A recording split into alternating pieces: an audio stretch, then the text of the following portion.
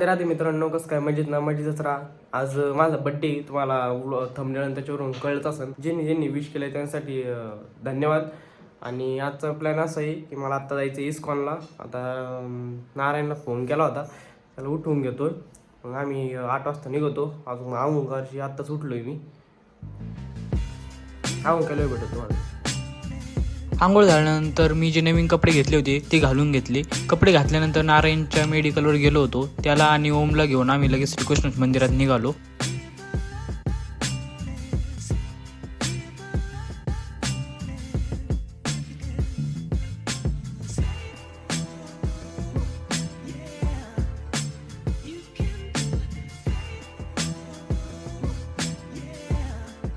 मी हा व्लॉग खूप दिवसानंतर अपलोड करतोय, पण केला ते इम्पॉर्टंट आहे.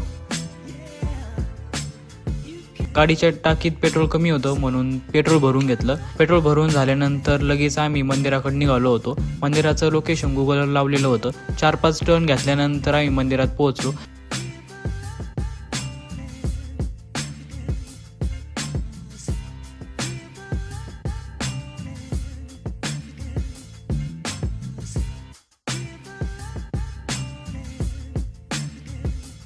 चपला काढल्या आणि आत गेल्यावर माहीत झालं तिथे एक महाराज माहिती देत होते श्रीकृष्ण जन्माबद्दल.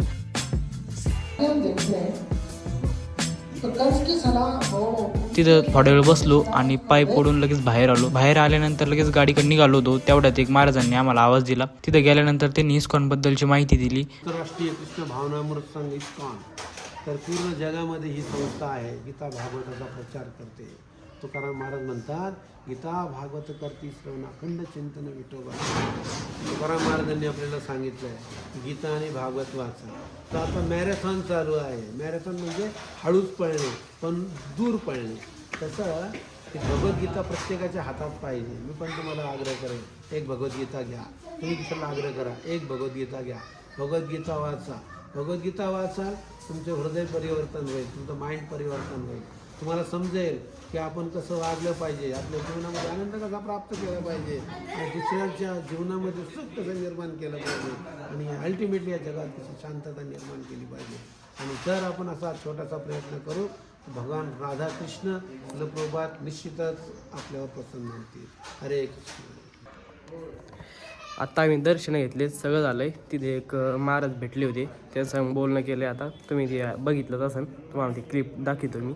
आता ते गेलेत प्रसाद आणायला. आता तेवढा प्रसाद घेतो, मग निघतो. तुम्हाला माहितीच आहे मला गावरान त्यांच्याकडे पण जायचं आहे.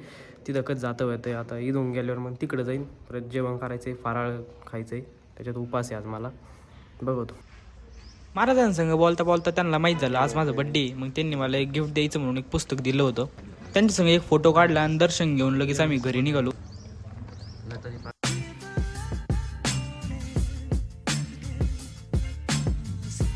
जायच्या टायमाला मध्ये एक देवीचं मंदिर होतं. म्हणलं आलो तर तिथं पण पाय पडून जाऊ.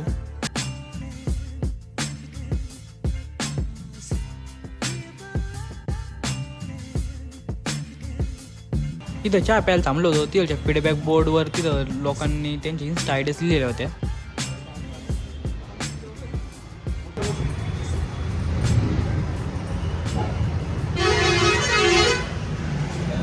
घरी येऊन फ्रेश झाल्यानंतर लगेच मी मित्रांकडे निघालो होतो. त्यांनी मला 11 वाजता बोलवलं होतं. मी 12 वाजता चाललो होतो. त्यांना राग तर लय आला होता, पण बड्डे बनवून काय करणार आहेत ते.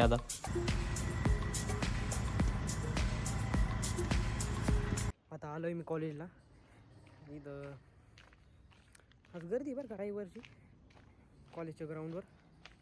बघू आता ते गेलेले मित्रांनी ते गेलेले सगळे जेवायला. त्यांचं जेवण झाल्यावर मग त्यांच्या रूमवर जायचे. बघतो काय होतं काय नाही.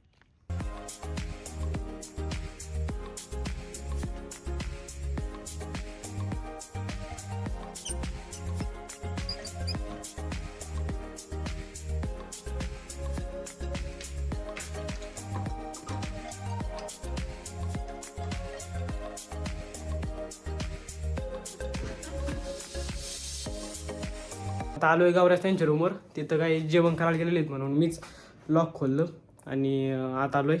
तेच म्हणलं आता मी चोरून नाही आलो. वाटत असेल तर चोट्टा नाही. आता ती वस्तू वाट बघतो आणि नंतर बघू काय होतं काय नाही. हळूहळू मित्र जमा होते ते तोपर्यंत यांनी चहा प्यायला सुरुवात केली. सुचत नसल्यावर नुसते चहा पिते ती.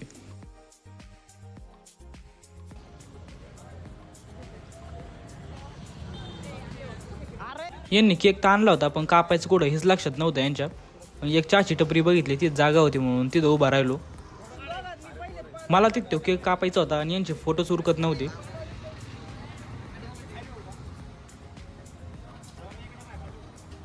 ते सगळं ठीक आहे पण या भावाचं काय चालू आहे त्याचं म्हणणं एवढंच आहे, मला फक्त केक खायला द्या तुम्ही.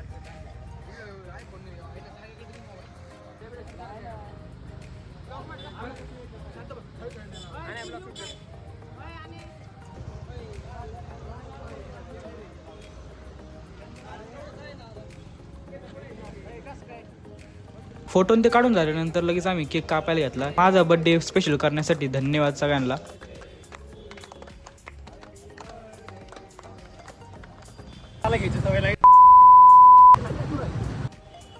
केक कापून झाल्यानंतर ते झोप होते बिना पार्टीचे काय जाणार नव्हते म्हणून त्यांना मी आता चहा पाजणारी. मला याच्या शुभेच्छा ऐकून असं वाटत होतं पाठ करून चाला येऊ. आपण सगळं झालंय.